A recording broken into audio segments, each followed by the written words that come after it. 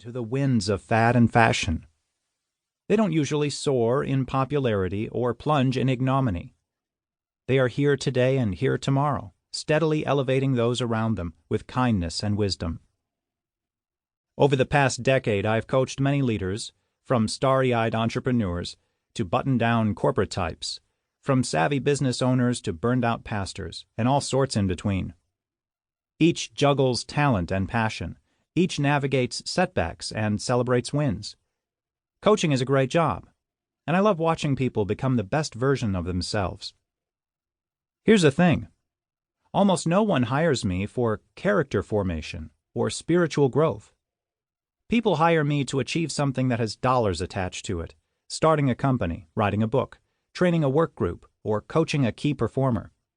All of these are good things, and I find joy in such meaningful work. But there is always a bigger story available behind that desire. Achieving an organizational goal or completing a project is the canvas on which the deeper work of formation is being crafted. And it is the soul, more than the project, that will endure. Which brings us to the heart of the matter. A marketplace in upheaval. Leadership development is a billion-dollar industry. New skills, new techniques, new lingo, new assessments, new gurus, and new books swing in and out of our attention every quarter, like revolving ads on a website. There are a lot of smart people showing us how to do more, do it better, and do it faster than ever before. And in many ways, we have benefited from their strategic thinking and best practices.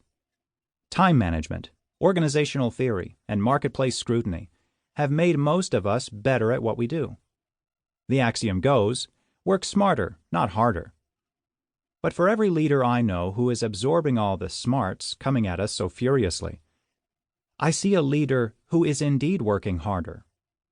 The British philosopher Bertrand Russell speculated in 1932 that if we could merely improve our management expertise in society, the average person need only work 4 hours a day. About the same time, the economist John Maynard Keynes predicted that by the year 2030, a 15-hour work week would be standard fare. Despite those rosy images, a recent Gallup poll placed the current average work week at 47 hours.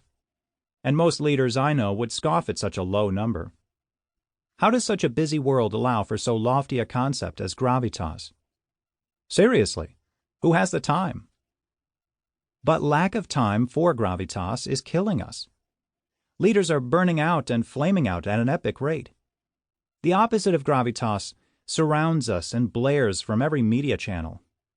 Moral failures, abuses of power, and ruthless self-promotion are the more obvious symptoms of our anemic national character. In both ministry and the marketplace, we have succumbed to expediency at the cost of integrity.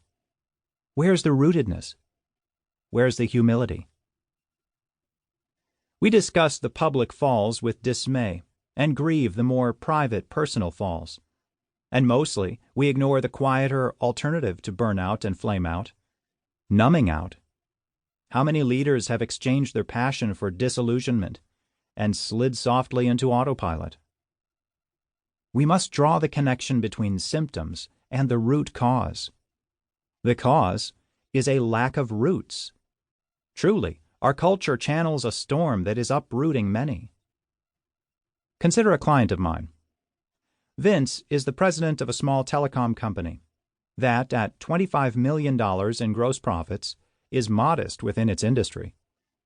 His company was put on the map by selling and installing payphones. When is the last time you saw one of those? Material things, even the best and smartest, eventually decay. The only thing that kept Vince's company from following their phones into extinction was a prudent shift into an entirely different part of the telecom market, where they are now thriving. They survived a potentially catastrophic market storm. Storms serve a purpose. They expose dangerously weak foundations and invite new construction to our internal worlds.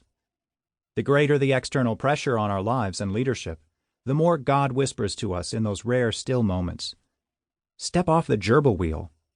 You were made for more than turning the economic flywheel of industry. You were made for me. And only in me will you be useful in the workplace.